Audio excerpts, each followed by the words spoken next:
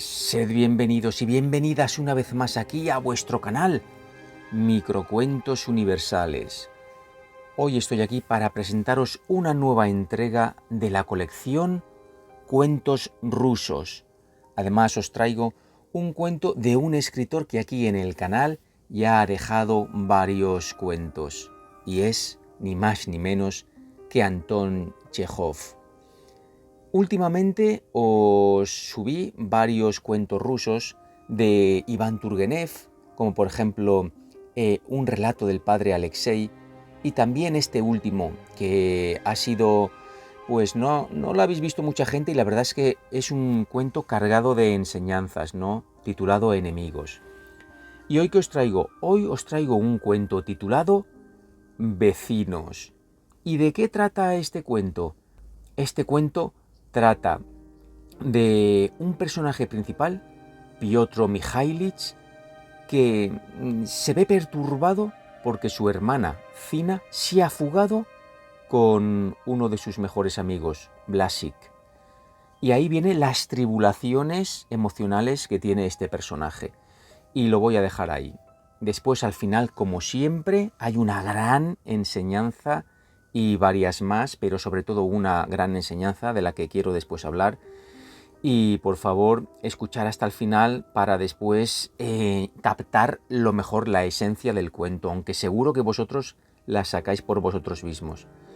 Bueno, por cierto, si veis que o ahora o después cuando hablemos de las enseñanzas, el fondo de pantalla cambia, es porque estoy poniendo fotos de donde estoy yendo con mi autocaravana. Y por cambiar un poquito, ¿vale? Cambiaré un poquito el fondo de pantalla, quizás, me lo pensaré. Bueno, tampoco pasa nada. Y así me veis a mí y en el fondo, pues esos lugares tan maravillosos que estoy visitando. Y os pongo los dientes largos. No es por eso. Es para que, bueno, cambie un poquito el tema y se haga de otra manera. Bien, bueno, pues hace tiempo que no lo digo. Por favor, el que vea este vídeo, que le dé cariño, que me deje su like. El que no esté suscrito, que se suscriba, y que aquí puede encontrar cantidad de cuentos de todas clases, de todas las culturas, y siempre, como no, lleno de valores y enseñanzas. Bien, espero de corazón que os guste este relato de Anton Chejov, y al final nos vemos. Y como siempre digo, sin más dilación, comencemos.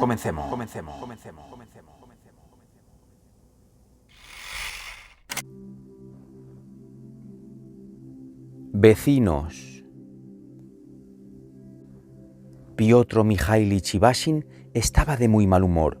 Su hermana, una muchacha soltera, se había fugado con Blasich, que era un hombre casado. Tratando de ahuyentar la profunda depresión que se había apoderado de él y que no le abandonaba en casa ni en el campo, llamó a su ayuda al sentimiento de justicia, sus honradas convicciones. Siempre había sido partidario de la libertad en el campo, pero no le sirvió de nada, y cada vez, contra su voluntad, llegaba a la misma conclusión, que la estúpida niñera, es decir, que su hermana, había obrado mal, y que Blasich le había raptado, y esto era horroroso. La madre no salía en todo el día de su habitación, la niñera hablaba a media voz y no cesaba de suspirar. La tía manifestaba constantes deseos de irse, y ya sacaban sus maletas a la antesala, ya la retiraban de nuevo a su cuarto. Dentro de la casa, en el patio y en el jardín, reinaba un silencio tal que parecía que hubiese un difunto. La tía, la servidumbre y hasta los muziks, le parecía a Piotr Mikhailich, le miraban con expresión enigmática y perpleja, como si quisiesen decir: «Han seducido a tu hermana, ¿por qué te quedas con los brazos cruzados?». También él se reprochaba su inactividad, aunque no sabía qué era, en realidad, lo que debía hacer. Así pasaron 6 días. El séptimo, un domingo, después de la comida, un hombre a caballo trajo una carta. La dirección: a su excelentísima Ana Nikolayevna Ivasina. Estaba escrita con unos familiares caracteres femeninos. Piotr Mikhailich creyó ver en el sobre, en los caracteres y en la palabra escrita a medias Excel, algo provocativo, desafiante, liberal. Y el liberalismo de la mujer es terco, implacable, cruel. Preferirá la muerte antes que hacer una concesión a su desgraciada madre, antes de pedirle perdón, pensó Pietro Mikhailich mientras iba en busca de su madre con la carta en la mano. La madre estaba en la cama, pero vestida. Al ver al hijo, se incorporó impulsivamente y, arreglándose los cabellos grises que se le habían salido de la cofia, preguntó apresurada: ¿Qué? «Ha mandado», dijo el hijo y le entregó la carta. El nombre de Zina y hasta el pronombre ella no se pronunciaban en la casa. De Zina se hablaba de manera impersonal. Ha mandado, se ha ido. La madre reconoció la escritura de la hija y su cara adquirió una expresión desagradable y fea. Los cabellos grises escaparon de nuevo de la cofia. «¡No!», dijo, apartando las manos como si la carta le hubiese quemado los dedos. «No, jamás, por nada del mundo». Rompió en sollozos histéricos, producidos por el dolor y el bochorno. Parecía sentir deseos de leer la carta, pero el orgullo se lo impedía. Piotr Mikhailich se daba cuenta de que debía abrirla él mismo y leerla en voz alta, pero de pronto se sintió dominado por una cólera hasta entonces desconocida. Corrió al patio y gritó al hombre que había traído la misiva: «¡Di que no habrá contestación! ¡No habrá contestación! ¡Dilo así, animal!». Y a reglón seguido hizo pedazos la carta. Después las lágrimas afluyeron a sus ojos y, sintiéndose cruel, culpable y desdichado, se fue al campo. Solo tenía 27 años, pero ya estaba gordo. Vestía como los viejos, con trajes muy holgados, y padecía disnea. Poseía todas las inclinaciones del terrateniente solterón. No se enamoraba, no pensaba en casarse y únicamente quería a su madre, a su hermana, a la niñera y al jardinero Vasilich. Le gustaba comer bien, dormir la siesta y hablar de política y de materias elevadas. Había terminado en tiempos los estudios en la universidad, pero ahora lo veía como si hubiese sido una carga inevitable para los jóvenes de los 18 a los 25 años. Al menos las ideas que ahora rondaban cada día por su cabeza no tenían nada en común con la universidad ni con lo que allí había estudiado. En el campo hacía calor y todo estaba en calma, como anunciando lluvia. El bosque exhalaba un ligero vapor y un olor penetrante a pino y a hojas descompuestas. Piotr Mikhailich se detenía a menudo para limpiarse el sudor de la frente. Revisó sus trigales de otoño y primavera, recorrió el campo de alfalfa y un par de veces, en un claro del bosque, espantó a una perdiz con sus perdigones.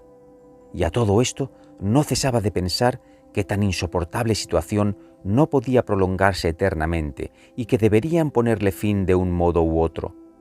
Como fuera, de un modo estúpido, absurdo, pero había que ponerle fin.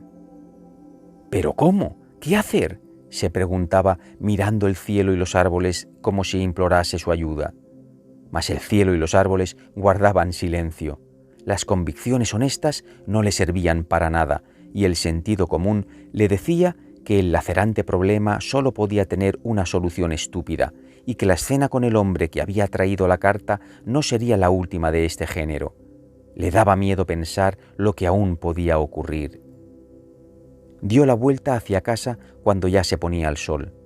Ahora le parecía que el problema no podía tener solución.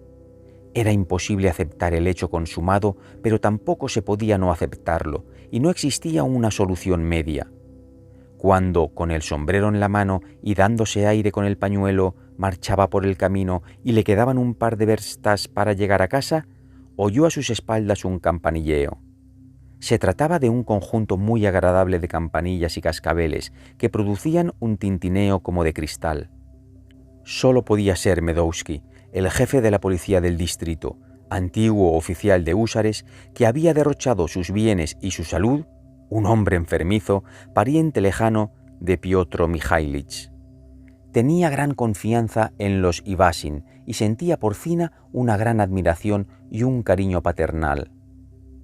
«Voy a su casa», dijo al llegar a la altura de Piotr Mikhailich. «Suba, le llevaré». Sonreía jovialmente. Estaba claro que no sabía lo de Zina. ¿Acaso se lo hubiesen dicho y él no lo había creído? Piotr Mijaílich se sintió en una situación violenta. «Lo celebro», balbuceó, enrojeciendo hasta tal punto que se le saltaron las lágrimas y no sabiendo qué mentira decir. «Me alegro mucho», prosiguió tratando de sonreír. «Pero Zina se ha ido y mamá está enferma». «¡Qué lástima!», dijo el jefe de policía, mirando pensativo a Piotr Mijaílich. «¿Y yo qué pensaba pasar con ustedes la velada? ¿A dónde ha ido Zinaida Mijailovna? A casa de los Sinitsky. Parece que de allí quería ir al monasterio. No lo sé a ciencia cierta». El jefe de policía dijo algo más y dio la vuelta. Piotr Mijaílich siguió hacia su casa pensando horrorizado en lo que el jefe de policía sentiría cuando supiese la verdad. Se lo imaginaba y bajo esta impresión entró en casa. «Ayúdame, señor, ayúdame», pensaba.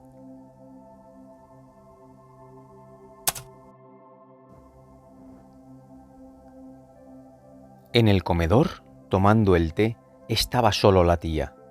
Como de ordinario, su cara tenía la expresión de quien, aunque débil e indefenso, no permite que nadie le ofenda. Piotr Mijaílich se sentó al otro extremo de la mesa. No sentía gran afecto por la tía, y en silencio se puso a tomar el té. «Tu madre tampoco ha comido hoy», dijo la tía. «Tú, Petrusha, deberías hacer algo. Dejarse morir de hambre no aliviará nuestra desgracia». A Piotr Mijaílich le pareció absurdo que la tía se mezclara en asuntos que no eran de su incumbencia e hiciese depender su marcha del hecho de que Zina se hubiera ido. Sintió deseos de decirle una insolencia, pero se contuvo, y al contenerse advirtió que había llegado el momento oportuno para obrar, que era incapaz de soportar el dolor por más tiempo. O hacía algo ahora mismo o caía al suelo gritando y dándose cabezazos. Imaginó que Blasic y Zina, ambos liberales y satisfechos de sí mismos, se besaban bajo un arce, y todo el peso y el rencor que durante los 7 días se habían acumulado en él se volcaron sobre Blasic. «Uno ha seducido y raptado a mi hermana», pensó. «Otro vendrá y degollará a mi madre. Un tercero nos robará o incendiará la casa. Y todo esto bajo la máscara de la amistad, de las ideas elevadas y los sufrimientos». «No, no será así», gritó de pronto, y descargó un puñetazo sobre la mesa. Se puso en pie de un salto y salió con paso rápido del comedor. En la cuadra estaba ensillado el caballo del administrador. Montó en él y salió al galope en busca de Blasic. En su alma se había desencadenado una verdadera tormenta. Sentía la necesidad de hacer algo que se saliese de lo común, algo tremendo, aunque luego tuviera que arrepentirse durante la vida entera. ¿Llamar a Blasic miserable? ¿Darle un bofetón y desafiarlo? Pero Blasic no era de los que se baten en duelo, y al verse tachado de miserable y recibir el bofetón, lo único que haría sería sentirse más desgraciado y encerrarse más en sí mismo. Estas personas desgraciadas y sumisas son los seres más insoportables, los más difíciles de tratar. Todo en ellos queda impune. Cuando el hombre desgraciado, en respuesta a un merecido reproche, mira con unos ojos en que se refleja la conciencia de su culpa, sonríe dolorosamente y acerca dócilmente la cabeza, parece que la justicia misma sea incapaz de levantar la mano contra él. Da lo mismo, le sacudiré un fustazo ante ella y le diré unas cuantas groserías, decidió Piotr Mijaílich. Cabalgaba por su bosque y sus tierras baldías y fantaseaba el modo en que Zina, para justificar su acción, hablaría de los derechos de la mujer, de la libertad personal y de que era absolutamente igual casarse por la Iglesia o por lo civil. Discutiría, como mujer que era, de cosas que no comprendía, y probablemente acabaría por preguntarle: «¿Qué tienes tú que ver en todo esto? ¿Qué derecho tienes a inmiscuirte?» «Sí, no tengo ningún derecho», gruñía Piotr Mijaílich, «pero tanto mejor. Cuanto más grosero resulte, cuanto menos derecho tenga, tanto mejor». Hacía un calor sofocante.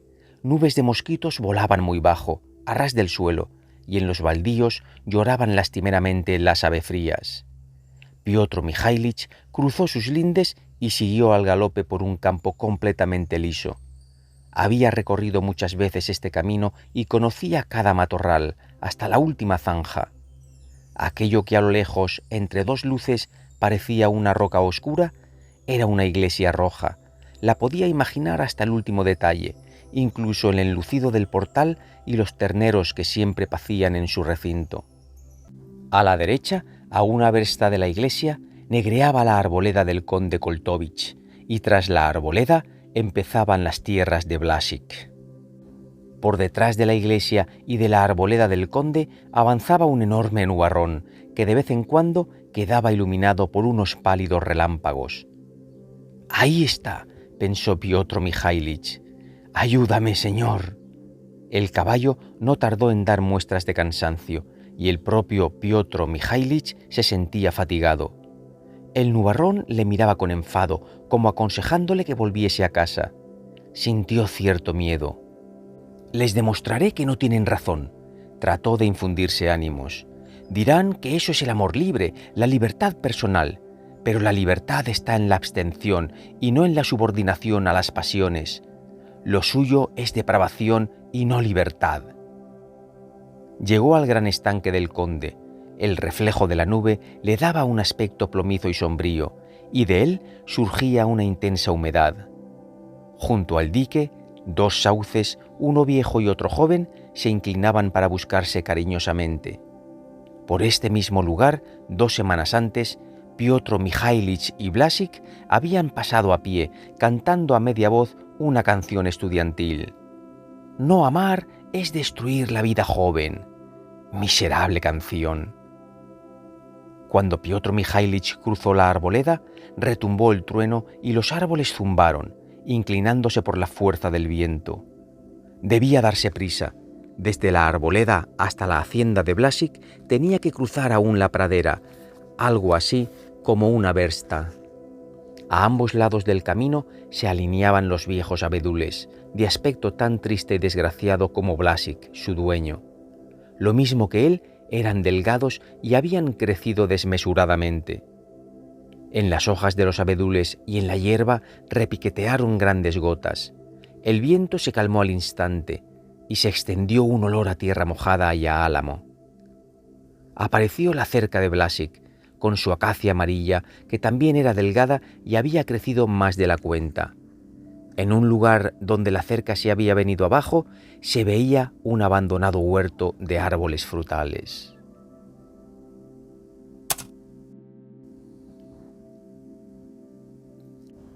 Piotr Mijáilich no pensaba ya ni en el bofetón ni en el fustazo. No sabía lo que haría en casa de Blášik. Se acobardó. Le daba miedo pensar en su hermana y en él mismo. Se horrorizaba ante la perspectiva de que ahora iba a verla. ¿Cómo se comportaría ella con el hermano?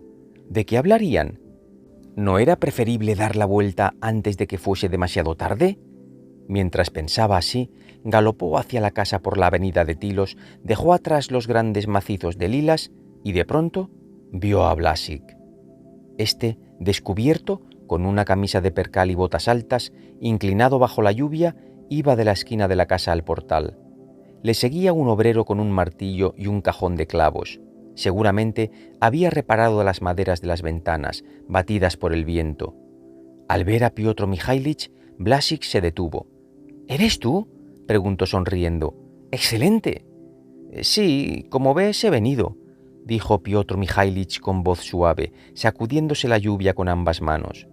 «Perfectamente, me alegro mucho», añadió Blášik, pero sin darle la mano. Evidentemente no se decidía a hacerlo y esperaba a que se la tendieran. «Esta lluvia vendrá muy bien para la avena», añadió mirando al cielo. «Sí». Entraron en la casa en silencio. A la derecha del recibidor había una puerta que conducía a la antesala y luego a la sala. A la izquierda había una pequeña pieza que en invierno ocupaba el administrador. Piotr Mijáilich y Blášik entraron en esta última. «¿Dónde te ha sorprendido la lluvia?», preguntó Blášik. «Cerca, cuando llegaba a la casa». Piotr Mijáilich se sentó en la cama. Le agradaba que la lluvia hiciese ruido y que la habitación estuviese oscura. Era preferible. Así sentía menos miedo y no hacía falta mirar a su interlocutor a la cara. Su cólera había desaparecido. Lo que ahora sentía era miedo e irritación consigo mismo. Se daba cuenta de que había empezado mal y de que de esta iniciativa suya no resultaría nada práctica. Durante cierto tiempo, ambos permanecieron silenciosos, haciendo ver que prestaban atención a la lluvia. «Gracias, Petrusha», empezó Blasik carraspeando. «Te agradezco mucho que hayas venido. Es una acción generosa y noble. La comprendo y, créeme, la estimo mucho. Puedes creerme». Miró a la ventana y prosiguió, de pie en el centro de la habitación. «Todo esto se ha producido en secreto, como si nos ocultásemos de ti. La conciencia de que tú podías sentirte ofendido y estar enfadado con nosotros ha sido durante estos días una mancha en nuestra felicidad. Pero permítenos que nos justifiquemos. Si guardamos el secreto, no fue porque no tuviéramos confianza en ti. En primer lugar, todo se produjo inesperadamente, como una inspiración, y no había tiempo para entrar en razonamientos. En segundo, se trataba de un asunto íntimo, delicado. Resultaba violento hacer intervenir a una tercera persona, aunque fuese tan allegada como tú. Lo principal es que confiábamos mucho en tu generosidad. Eres un hombre muy generoso y noble. Te estoy infinitamente agradecido. Si en alguna ocasión necesitas mi vida, ven y tómala». Blasik hablaba con voz suave y sorda, monótona, como un zumbido. Estaba visiblemente agitado. Piotr Mikhailich sintió que le había llegado la vez de hablar y que escuchar y callar habría significado, en efecto, hacerse pasar por un tipo generoso y noble en su inocencia. Y no había acudido con estas intenciones. Se puso rápidamente en pie y dijo a media voz jadeante: «Escucha, Grigori, sabes que te quería y que no hubiese podido desear mejor marido para mi hermana, pero lo que ha ocurrido es horroroso. Da miedo pensarlo». «¿Por qué?», preguntó Blasik con voz temblorosa. «Daría miedo si nosotros hubiésemos procedido mal, pero no es así». «Escucha, Grigori, sabes que yo no tengo prejuicios, pero perdóname la franqueza. A mi modo de ver, los dos habéis procedido con egoísmo. Claro que no se lo diré a Zina, esto la afligiría, pero tú debes saberlo. Nuestra madre sufre hasta tal punto que es difícil explicarlo». «Sí, eso es muy lamentable», suspiró Blasik. «Nosotros lo habíamos previsto, Petrusha, pero ¿qué podíamos hacer? Si lo que uno hace desagrada a otro, eso no significa que la acción sea mala. Así son las cosas. Cualquier paso serio de uno debe desagradar forzosamente a algún otro. Si tú fueses a combatir por la libertad, también esto haría sufrir a tu madre. ¿Qué le vamos a hacer? Quien coloca por encima de todo la tranquilidad de sus allegados debe renunciar por completo a una vida guiada por las ideas». Un relámpago resplandeció vivamente y su brillo pareció cambiar el curso de los pensamientos de Blasik. Se sentó junto a Piotr Mikhailich y empezó a decir cosas que no venían para nada a cuento.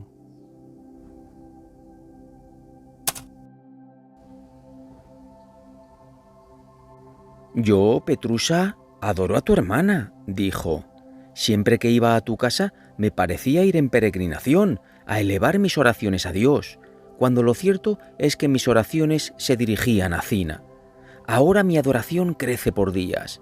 Para mí está más alta que si fuese mi esposa, mucho más». Blasik agitó ambos brazos. «Es mi santuario. Desde que vive aquí, entro en mi casa como si fuera un templo. Es una mujer excepcional, extraordinaria, nobilísima».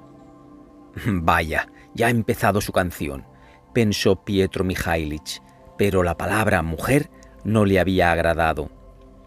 «¿Por qué no os casáis como es debido?», preguntó. «¿Cuánto pide tu mujer por concederte el divorcio?» «65.000. Parece mucho, y si tratas de sacarlo por menos, no rebajará ni un kopek. Es una mujer terrible, hermano», dijo Blasik con un suspiro. «Antes no te había hablado nunca de ella, pues me desagradaba recordarlo, pero las cosas se han desarrollado así, y te hablaré ahora. Me casé movido por un enorme sentimiento pasajero, honradamente. En nuestro regimiento, si quieres saber los detalles, había un jefe de batallón que se enredó con una señorita de 18 años. Es decir, hablando simplemente, la sedujo, vivió con ella 2 meses y la abandonó. Ella quedó en la situación más espantosa. Le daba vergüenza volver a casa de los padres, además de que no le aceptarían y el amante la había abandonado, como para ir a los cuarteles y venderse. Los oficiales estaban indignados. Tampoco ellos eran unos santos, pero la infamia era demasiado evidente. Para colmo, en el regimiento nadie podía soportar a aquel jefe de batallón. Para hacerle ver que era un cerdo, ¿comprendes? Los tenientes y capitanes empezaron a reunir dinero para la desgraciada muchacha. Y entonces, cuando los oficiales de graduación inferior nos habíamos juntado y uno daba 5 rublos y otro 10, a mí se me subió la sangre a la cabeza. La situación me pareció muy apropiada para realizar una auténtica proeza. Acudí a ella y le manifesté con fogosas expresiones mi simpatía. Y cuando iba a verla y luego cuando le hablaba, la amaba calurosamente, viendo en ella a una mujer humillada y ofendida. Sí, resultó que al cabo de una semana pedí su mano. Los jefes y compañeros consideraron que este matrimonio era incompatible con la dignidad de un oficial. Fue como si echaran aceite al fuego. Yo, ¿comprendes?, escribí una larga carta en la que afirmaba que mi acción debía ser escrita en la historia del regimiento con letras de oro, etc. La mandé al jefe y envié copia de ella a los compañeros. Estaba exaltado, se entiende, y hubo palabras fuertes. Me pidieron que dejara el regimiento. Por ahí tengo guardado el borrador. Te lo daré para que lo leas. La carta estaba escrita con mucha emoción. Podrás ver los honestos y sinceros sentimientos que entonces me movían. Solicité la baja y vine aquí con mi mujer. Mi padre había dejado algunas deudas y carecía de dinero, y ella, desde el primer día, hizo muchas amistades, empezó a presumir y a jugar a las cartas y tuve que hipotecar la hacienda. Se comportaba muy mal, y eres tú, entre todos mis vecinos, el único que no ha sido su amante. Al cabo de 2 años, para que me dejase, le di todo cuanto entonces tenía y se fue a la ciudad. Sí, y ahora le paso 2000 rublos al año. Es una mujer horrible. Hay una mosca que pone su larva en la espalda de la araña de tal modo que ésta no se la puede sacudir. La larva se agarra a la araña y le chupa la sangre del corazón. Lo mismo hace esta mujer. Se ha agarrado a mí y me chupa la sangre. Me odia y me desprecia porque hice la estupidez de casarme con ella. Mi generosidad le parece algo miserable. Un hombre inteligente, dice, me abandonó y me recogió un estúpido. Piensa que solo un desgraciado idiota pudo proceder como yo. Y a mí, hermano, esto me produce una amargura intolerable. Entre paréntesis, te diré que el destino me oprime ferozmente. Piotr Mikhailich escuchaba a Blasik y se preguntaba perplejo: ¿cómo ha podido agradar tanto a Zina? No es joven, tiene ya 41 años, es flaco, estrecho de pecho, de nariz larga y con alguna cana en la barba. Cuando habla, parece que zumba. Su sonrisa es enfermiza y mueve las manos de una manera desagradable. No puede presumir de salud ni de hermosas maneras varoniles. Carece de espíritu mundano y de alegría, y a juzgar por las apariencias, tiene algo turbio e indefinido. Se viste sin gusto, su casa es triste y no admite la poesía ni la pintura, porque no responden a las demandas del día. Es decir, porque no las comprende y no le conmueve la música. Es mal administrador. Su hacienda está en el abandono más completo y la tiene hipotecada. Por la segunda hipoteca paga el 12% y además ha firmado pagares por valor de 10.000 rublos. Cuando llega el momento de pagar los intereses o de mandar dinero a su mujer, nos pide a todos dinero prestado con una expresión tal que parece que la estuviera quemando la casa. Y al mismo tiempo, sin pararse a pensarlo, vende todas sus reservas de leña para el invierno por 5 rublos y la paja por 3. Y luego hace que para encender sus estufas utilicen la cerca del huerto o los viejos marcos del invernadero. Los cerdos estropean su pradera y el ganado de los muziks se come en el bosque los árboles jóvenes, mientras que los viejos van desapareciendo cada invierno. En el huerto y en el jardín están tiradas las colmenas y allí abandonan los cubos viejos. Carece de facultades para nada y ni siquiera posee la virtud común y corriente de vivir como vive la gente. En los asuntos prácticos es ingenuo y débil, se le puede engañar sin dificultad alguna, y por algo los muziks le tachan de simplón. Es liberal y en el distrito lo tienen por rojo, pero esto resulta en él aburrido. En su libre pensamiento no hay originalidad y sí énfasis. Se indigna, se irrita y se alegra siempre en el mismo tono, como con desgana. Ni siquiera en los momentos de gran exaltación levanta la cabeza. Siempre permanece encorvado. Pero lo más aburrido es que se las ingenia para expresarlas de tal modo sus ideas buenas y honestas que incluso éstas parecen triviales y atrasadas. Uno piensa que está tratando de algo viejo, que leyó hace mucho, cuando con palabra lenta, como si dijera algo muy profundo, empieza a hablar de sus minutos lúcidos y honestos, de años mejores, o cuando se entusiasma con la juventud que siempre marchó a la cabeza de la sociedad, o cuando censura a los rusos porque a los 30 años se ponen una bata y olvidan adquirir su alma mater. Cuando uno se queda a dormir en su casa, pone en la mesilla de noche a Pisarev o Darwin, y si le dices que ya los has leído, sale y trae a Dobroliubov.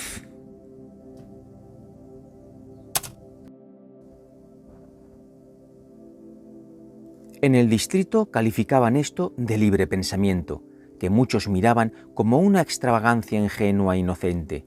Sin embargo, a él le hacía profundamente desgraciado. Era para él la larva de que antes hablaba. Se le había agarrado con todas sus fuerzas y le chupaba la sangre del corazón. En el pasado, el extraño matrimonio al gusto de Dostoyevski, las largas cartas y las copias escritas con una letra ilegible, pero con un profundo sentimiento, los eternos equívocos, explicaciones y desilusiones, y luego las deudas, la segunda hipoteca, el dinero que pasaba a su mujer, las nuevas deudas que contraía todos los meses, y todo sin provecho para nadie, ni para él ni para los demás. Y ahora lo mismo que antes, no cesa de sentir prisa, quiere realizar una proeza y se mete en asuntos que no le incumben.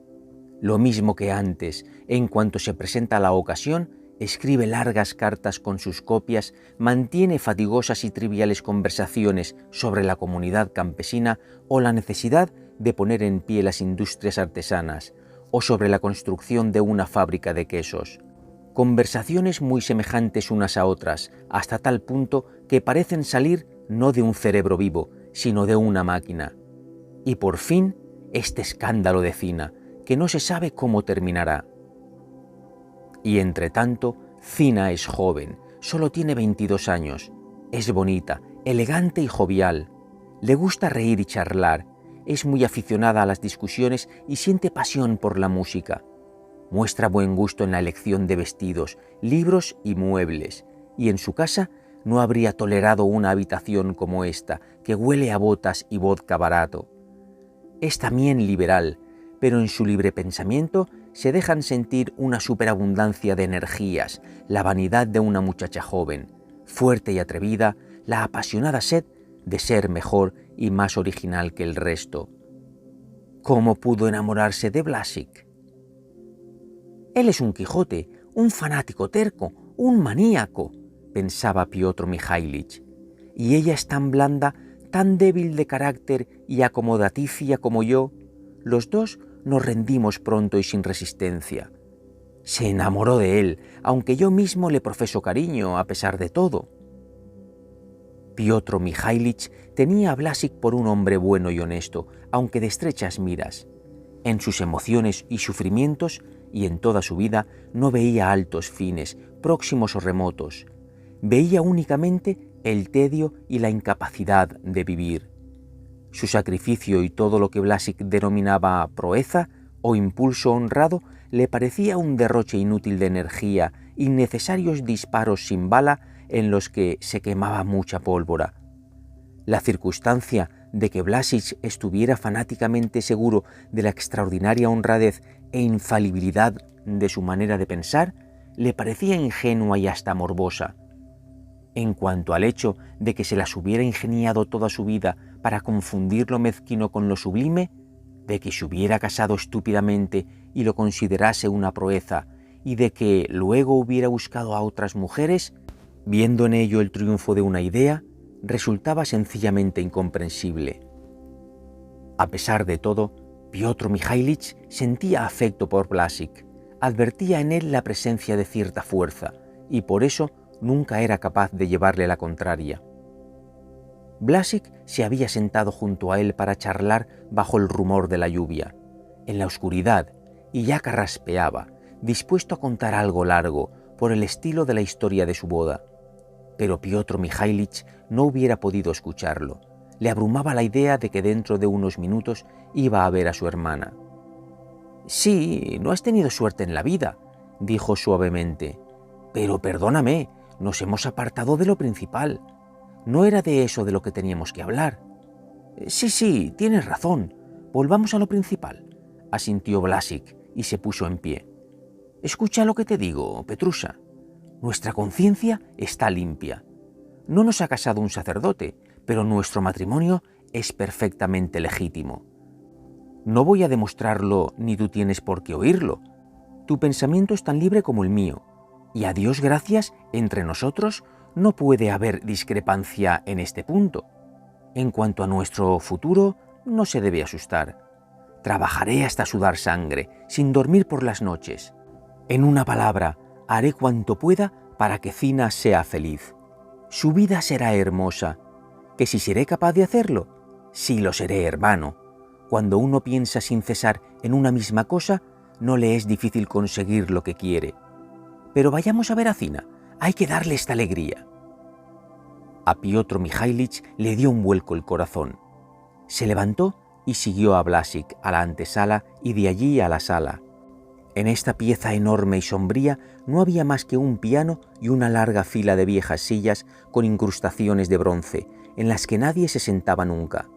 Sobre el piano ardía una vela. De la sala pasaron en silencio al comedor, otra habitación amplia y poco confortable, en el centro de la cual había una mesa redonda plegable, de 6 gruesas patas, sobre la cual lucía también una única vela. El reloj, de caja roja parecida a la urna de un icono, marcaba las 2:30. Błaszczyk abrió la puerta del cuarto vecino y dijo: «Zinoska, ha venido Petrusha». Se oyeron pasos precipitados y en el comedor entró Zina. Alta, un tanto gruesa y muy pálida, tal como Piotr Mikhailich la había visto la última vez en casa. Vestida con falda negra, blusa roja y un cinturón de gran hebilla. Atrajo hacia sí a su hermano con un abrazo y le dio un beso en la sien.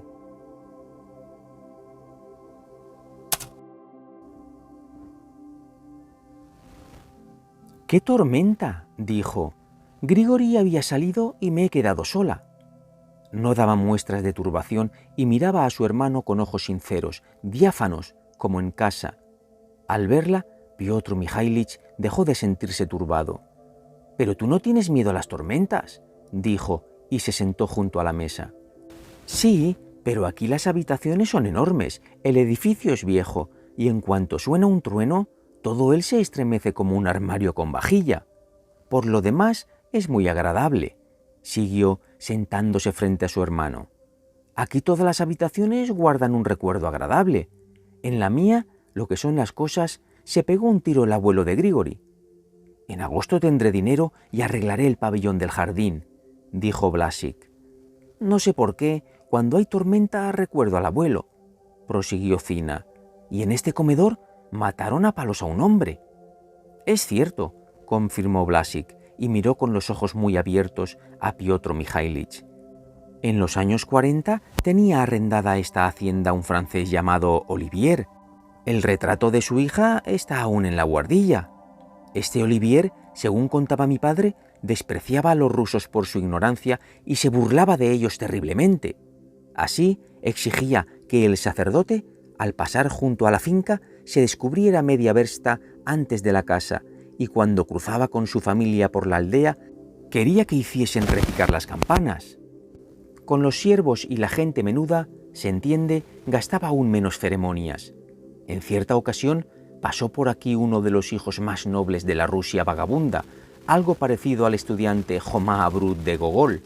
Pidió que le dejasen pasar la noche, agradó a los empleados y le permitieron quedarse en la oficina. Existen varias versiones. Unos dicen que el estudiante sublevó a los campesinos. Otros que la hija de Olivier se enamoró de él. No lo sé a ciencia cierta, pero lo cierto es que un buen día Olivier le hizo comparecer aquí, lo sometió a interrogatorio y ordenó que le diesen una paliza. ¿Te das cuenta? Mientras él permanecía sentado tras esta mesa, bebiendo vino como si tal cosa, los criados pegaban al estudiante. Hay que suponer que lo martirizaron. A la mañana siguiente, el estudiante murió e hicieron desaparecer el cadáver. Se dice que lo tiraron al estanque de Koltovich. Empezaron las investigaciones, pero el francés pagó varios miles de rublos a quien correspondía y se fue a Alsacia. Como a propósito, el plazo del arriendo se extinguía. Y ahí terminó todo. ¡Qué canallas!, exclamó Zina estremeciéndose. Mi padre recordaba muy bien a Olivier y a su hija. Decía que ella era muy hermosa y excéntrica. Yo creo que el estudiante hizo lo uno y lo otro. Sublevó a los campesinos y sedujo a la hija. Puede que ni siquiera se tratase de un estudiante, sino de una persona que se había presentado de incógnito. Zina quedó pensativa. La historia del estudiante y la bella francesa parecía haber transportado su imaginación muy lejos. Piotr Mikhailich concluyó que exteriormente no había cambiado en absoluto en la última semana. La notaba, eso sí, un poco más pálida. Su mirada era tranquila, como si hubiese acudido con el hermano a visitar a Blasik, pero Piotr Mikhailich advertía cierto cambio en sí mismo. En efecto, antes, cuando Zina vivía en casa, podía hablar con ella de todo, mientras que ahora era incapaz de preguntarle siquiera «¿Cómo vives aquí?». Le parecía una pregunta torpe e innecesaria. En ella debía de haberse producido el mismo cambio.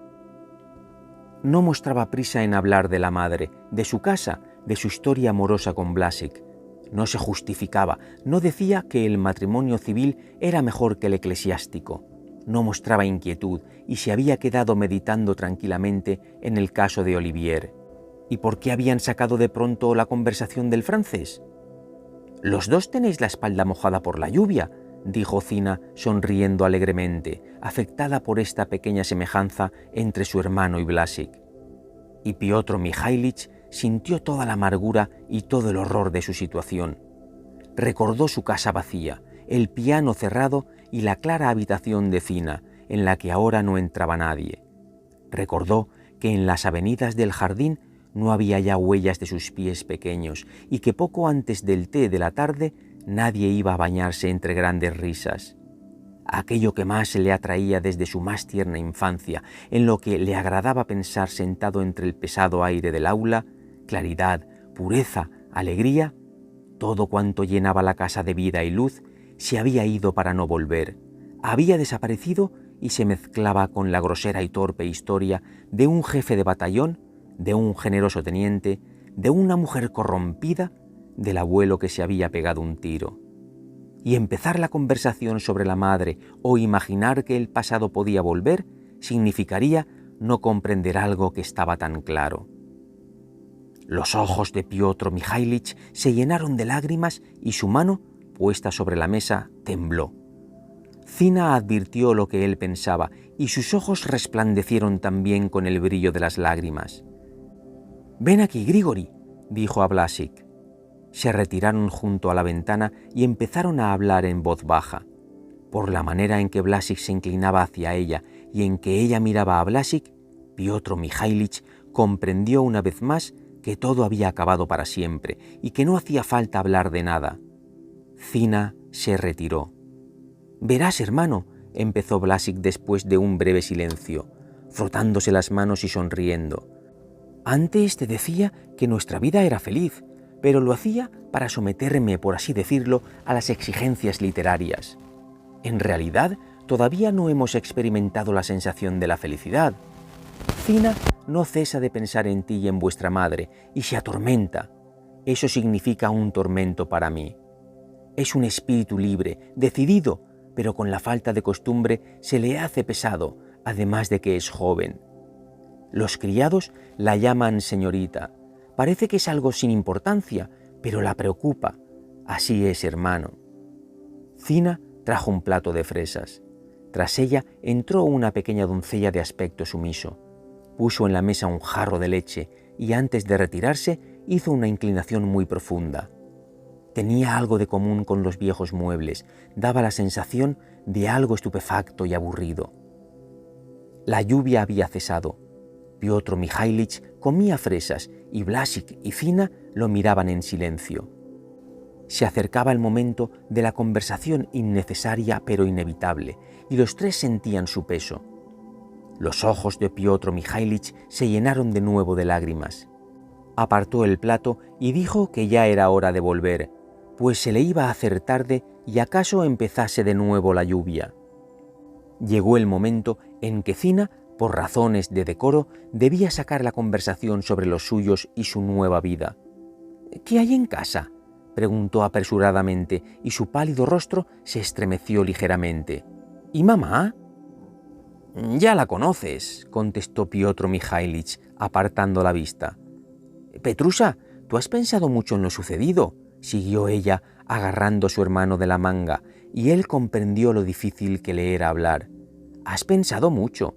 Dime, ¿podemos esperar que mamá se reconcilie alguna vez con Grigori y acepte toda esta situación?».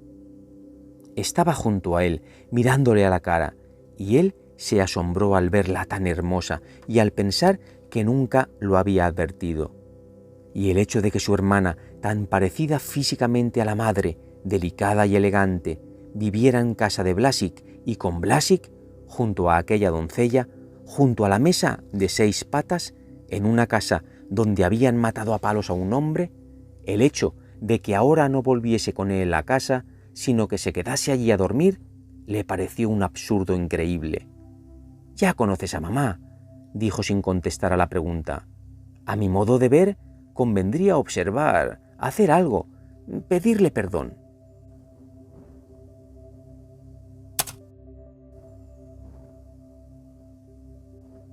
«Pero pedir perdón significa admitir que hemos procedido mal. Para la tranquilidad de mamá estoy dispuesta a mentir, pero esto no conducirá a nada. La conozco. En fin, sea lo que Dios quiera», añadió Zina, contenta de que lo más desagradable hubiese quedado dicho. «Esperaremos 5 años, 10, aguantaremos, y sea lo que Dios quiera». Tomó a su hermano del brazo y al pasar por la oscura antesala se apretó contra su hombro. Salieron al portal. Piotr Mikhailich se despidió, montó a caballo y emprendió la marcha al paso. Zina y Blasik siguieron con él para acompañarle un rato. Era una tarde apacible y tibia, y en el aire había un maravilloso olor a heno. En el cielo, entre las nubes, brillaban las estrellas. El viejo jardín de Blasik, testigo de tantas historias penosas, dormía envuelto en la oscuridad, y al pasar por él se despertaba en el alma un sentimiento de melancolía. «Zina y yo hemos pasado hoy, después de la comida, un rato verdaderamente magnífico», dijo Blasik. «Le he leído un excelente artículo sobre los emigrados. Debes leerlo, hermano, te gustará. Es un artículo notable por su honradez. No he podido resistir y he escrito a la redacción una carta para que se la entreguen al autor. Una sola línea. Le doy las gracias y estrecho su honrada mano». Piotr Mikhailich estuvo tentado de decir: «No te metas en lo que no te importa», pero guardó silencio.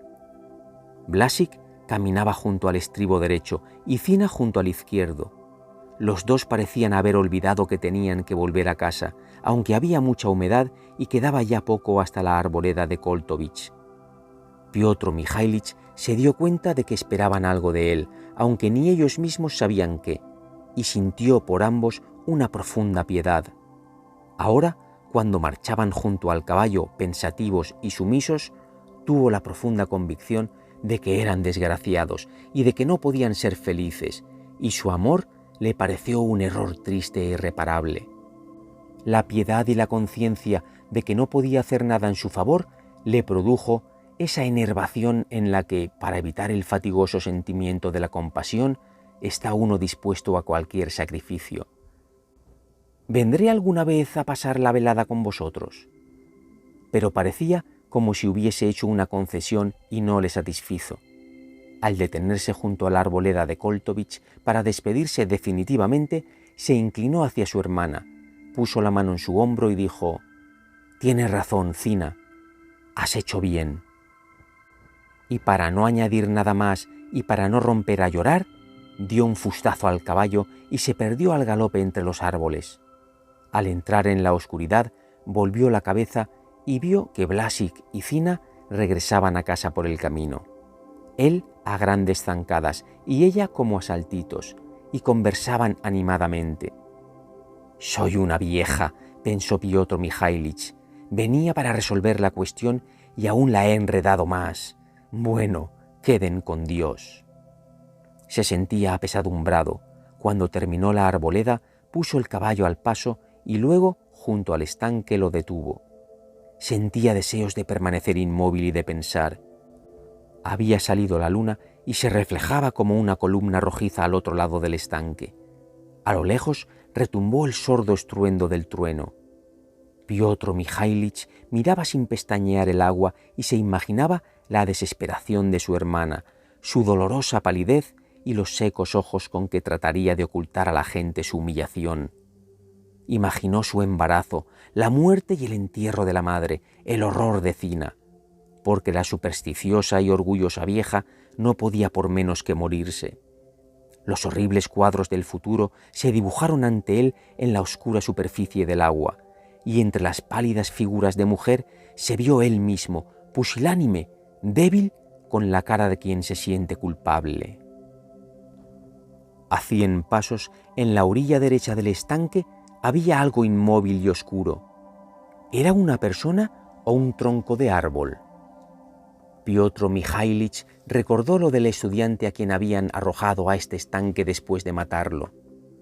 Olivier fue inhumano, pero después de todo resolvió el problema, mientras que yo no he resuelto nada, no he hecho más que enredarlo, pensó, mirando la oscura silueta que semejaba a un aparecido. Él decía y hacía lo que pensaba, y yo no digo ni hago lo que pienso, ni siquiera sé seguro lo que en realidad pienso. Se acercó a la negra silueta. Era un viejo tronco podrido, lo único que quedaba de una antigua construcción. De la arboleda y la hacienda de Koltovich venía hasta él un fuerte perfume de muguete y de hierbas aromáticas. Piotr Mijailich siguió a lo largo de la orilla del estanque, contemplando tristemente el agua, y al rememorar su vida se convenció de que hasta entonces no había dicho y hecho lo que pensaba, de que los demás le habían pagado con la misma moneda.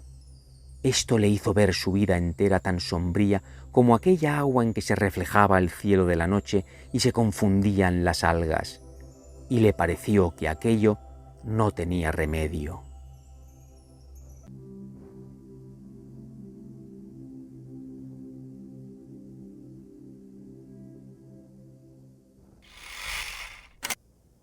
Queridos amigos y amigas de Microcuentos Universales, hasta aquí una nueva entrega de cuentos rusos, pero esperad un momento. ¿El final no os ha parecido apoteósico? El último párrafo, ¿qué os ha parecido? Cuando dice, para mí ahí está la gran enseñanza de este relato, cuando dice el narrador que hasta ese momento Piotr Mijailich nunca había dicho y hecho lo que realmente pensaba. Y es más, creía que los demás le pagaban con la misma moneda. Por lo tanto, la gran enseñanza es que Piotr Mijailich se cuestiona realmente sus convicciones. Cuestionarse las convicciones, esa es la gran enseñanza de este relato para mí, a mi modo de ver, ¿no? Qué triste que te haya pasado la vida y entonces te pongas a reflexionar en modo introspectivo y digas, ¿yo realmente he hecho y he dicho lo que pensaba? Y si no lo has hecho, la verdad es que, amigo mío, empieza a cambiar, pero ya, porque si no, se te pasará la vida y siempre estarás a expensas de lo que los demás piensen o dejen de pensar. Bueno, y otras creencias, otras enseñanzas, mejor dicho, que subyacen también a este relato son las siguientes. Venga, sentaros tranquilamente y escuchar. La complejidad de las relaciones humanas. Chejov muestra cómo las decisiones personales pueden afectar profundamente a las familias y comunidades, y cómo las emociones humanas, como la vergüenza, el orgullo y la desesperación, pueden complicar aún más estas situaciones. Otra, el conflicto entre el deber y los sentimientos. Piotr se siente atrapado entre su deber hacia su familia y sus propios sentimientos de impotencia y frustración. Esto refleja la lucha interna que muchas personas enfrentan cuando deben tomar decisiones difíciles. La crítica social. A través de la historia, Chejov critica las normas sociales y las expectativas que se imponen a las personas, especialmente a las mujeres, y cómo éstas pueden llevar a situaciones de sufrimiento y conflicto. Y la última, la impotencia del perdón y la comprensión.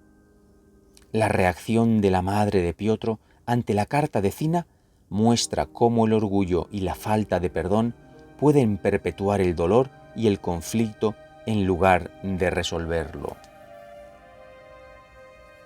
La verdad es que es un cuento para reflexionar.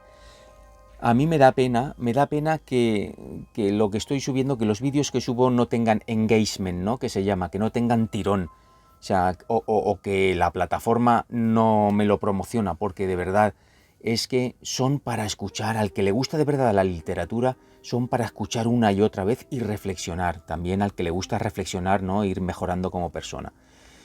Pero como a mí me gusta hacerlo, pues de momento y hasta que me agote, seguiré dejándoos alguna joyita de este tipo, porque son verdaderamente importantes de poder escuchar. Bien, pues nada, simplemente agradecer como siempre a esa gente que llega hasta el final y que me deja su cariño, que cada vez somos menos, pero pues eso, más allegados, y yo la verdad es que no me importe, ojalá pudiera llegar a más gente, pero bueno, ¿qué vamos a hacer si no puede ser? Mil gracias, de verdad, por haber estado ahí. Espero que os hayan gustado un poquito las fotos que os he dejado ahí, el cambio ese de fondo que he hecho. Y bueno, os mando un abrazo de luz como siempre a todo el mundo. Un beso súper fuerte. Nos vemos en la siguiente entrega. Gracias. Chao.